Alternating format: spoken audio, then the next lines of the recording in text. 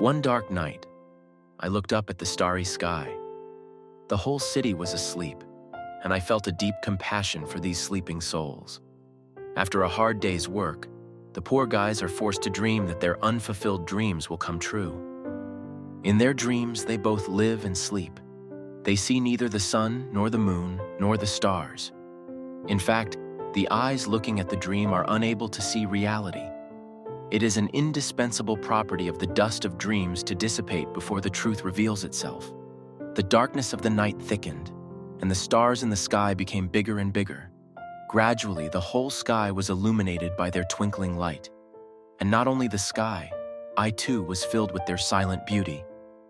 Do not the stars in the sky of our souls light up when we contemplate them above the earth?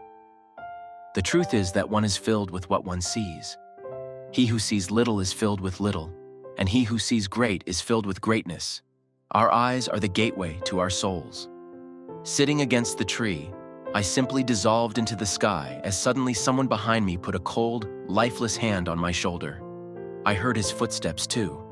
A living being does not make such sounds, and the hand was so dead that even in the darkness I quickly guessed what thoughts could be read in this man's eyes.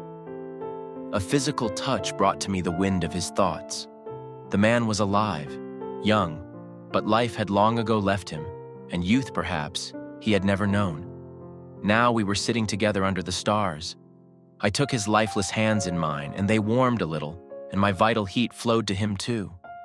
He is lonely, but maybe, I thought, love can bring him back to life. There was no time to speak, and I remained silent.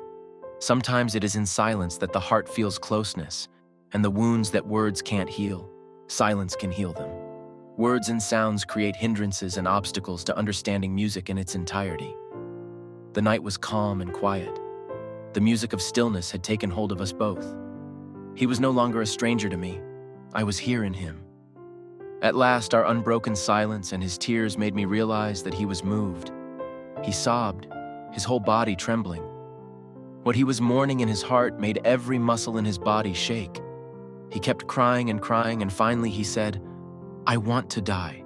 I am utterly destitute and have lost faith in everything. I have nothing." I remained silent for a while, and then I remembered a story. "Life has taken everything from me. I have no other choice but to die," said a young man to a mystic. "Wasn't he the same young man?" I asked my interlocutor. "I see great wealth hidden in you," the mystic answered the young man. "Will you put it into circulation? If you do, you will be able to get everything, and you will also stop speaking badly of life." So I asked the young man again if it was him. I could not say with certainty, but I am a mystic myself, and it seemed to me that such a thing had happened to me before. The young man referred to in the story was surprised, and perhaps the young man to whom I was telling the story was ready to be surprised too. "Wealth?" the young man asked. "I don't have a penny." The mystic laughed and said, "Let's go and see the king. He's very clever. He's looking at your wealth and he'll probably buy it. I know many who have sold their treasure to the king." The young man was perplexed. Everything the mystic had said was a mystery to him. Nevertheless, he went with him to the royal palace. On the way, the mystic spoke. "There are a few things about which one must make up one's mind beforehand, lest a dispute come out with the king. The king is the kind of person who never gives up something he likes, no matter how much it costs. So it's important to decide if you're really willing to sell those things." "But what things? What do you mean?"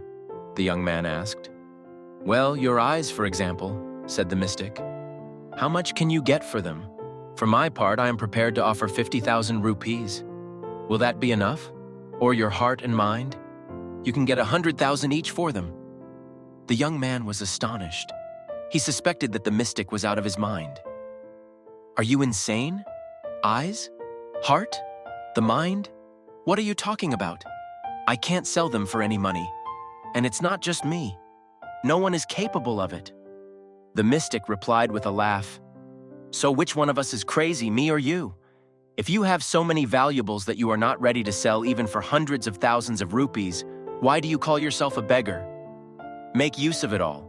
This treasure house is full of jewels when it is used and empty when it is not touched. Life gives us a treasure trove, a truly untold treasure. but you have to be able to find it yourself and bring it to light. And there is no treasure more precious than life itself, and those who do not realize this will not be able to see the value in anything. It was past midnight. I got up. Let's go to bed. You'll wake up a different person in the morning. Life is what we make it. It is our creation. We can make it doomed to die, or we can make it eternal, whichever we choose. It's up to us. And death will come. It doesn't need an invitation. Invite life. Invite enlightenment. That's what you can get through your hard work, effort, steadfastness, and unwavering endeavor.